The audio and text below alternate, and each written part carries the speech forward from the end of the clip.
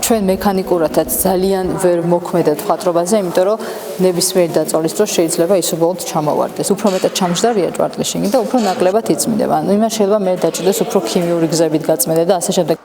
რესტავრატორები 2 კვირაა ვარძის უნიკალურ კედლის მხატვრობას ჭვარტლის მხოლოდ ზედა ფენის განწმენდნენ. სპეციალისტები ამბობენ, რომ გადაუდებელი გაწმენდით სამუშაოებს მოხატულობის მდგომარეობა და მშრალი ტექნიკით შესრულებული მხატვრობა ართულებს.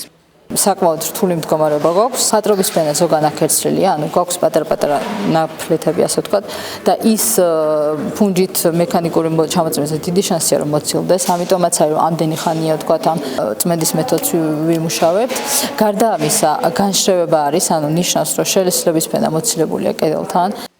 ვარძის ტაძრის კედლების გასუფთავებაზე რესტავრატორების 7-კაციანი ჯგუფი მუშაობს. სპეციალისტები გამჭვარტულ მხატვრობას მიკროსკოპით ათვალიერებენ, ფოტოდოკუმენტაციას ადგენენ და შემდეგი ეტაპისთვის გაწმენდის ტექნოლოგიას არჩევენ. ახლა ვართ კამარაში, დასავლეთ კედელზე და რა ვიცი თქვენ თუ შეხედავთ საკმაოდ რთული მდგომარეობა. თუ კი მიკროსკოპით დავათვალიერებთ, ისევ და ისევ რაღაცა ნაწილი რჩება, თუმცა რაც გადაუდებელი, ეს აუცილებლად ახლა უნდა მოშორდეს. გაკეთდეს გაწმენდა მშრალად, უნდა შეირჩეს ფუნჯი სხვადასხვა დეტალისთვის ინდივიდუალურად. ეს ნაწილი არის გაკეთებული სხვადასხვა ფუნჯებით, ჩაატარდას და რომელიც უფრო უკეთესად გაიწმინდებოდა. ძალიან საფრთხილოა, იმიტომ რომ აი აქ არის ძალიან ბევრი დაზიანება, აი აქ ხედავთ ქვის გამოწეულობას, აი აქ არის კიდევ ფერის აქერცვა. ძალიან ფრთხილად უნდა ამას ფუნჯით, იმიტომ რომ შეიძლება ფუნჯმა წამოიღოს ფერი და ამიტომ ძალიან ნელად და ფაქისად კეთდება ეს. გაწმენდითი სამუშაოების მიმდინარეობა კულტურული მემკვიდრეობის დაცვის ეროვნული სააგენტოს დირექტორმა ახალციხისა და ტაო-კლარჯეთის მიტროპოლიტთან ერთად მოინახულა. შემთხვევა მოხდა და ჩვენ თელმა საზოგადოებამ უნდა გავერთიანდეთ საზოგადოება ერიც და ბერიც და ყველა ერთად შევეცადოთ რომ გამოვასწოროთ ეს შემთხვევა და შევეცადოთ რომ მინიმუმამდე იყოს დაყვანილი რაღაცა ასეთი შემთხვევის საშიშროება. ბერების პასუხისმგებლობაც არის, სახელმწიფოს პასუხისმგებლობაც არის, ჩემი პირადად პასუხისმგებლობაც არის და თითოეული ჩვენთაგანეს პასუხისმგებლობა არის.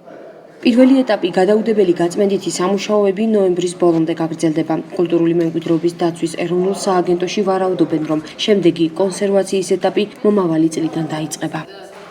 ხდება იმ ყველა მეთოდის შერჩევა, რომ ჩვენ ეს პირველადი ყველაზე აუცილებელი მასის ასე ვთქვათ ფენის მოშორებაზეც კი რა მეთოდი შევარჩიოთ.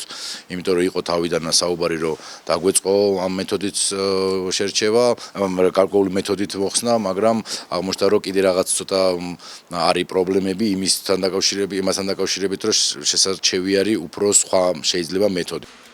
ვარძის კედლის მხატვრობის მდგომარეობის შესწავლაში ქართველ რესტავრატორებთან ერთად უცხოელი სპეციალისტებიც ჩაერთვნენ. ლონდონის კურტოს ინსტიტუტის წარმომადგენელი ნიმუშებს ლაბორატორიული კვლევებისთვის იღებს. კულტურული მემკვიდრეობის დაცვის ეროვნული სააგენტო უცხოელი სპეციალისტების დასკვნას ელოდება. რესტავრატორები ამბობენ, რომ კედლის მხატვრობის გაწმენდა და რესტავრაცია ხანგრძლივი პროცესი იქნება.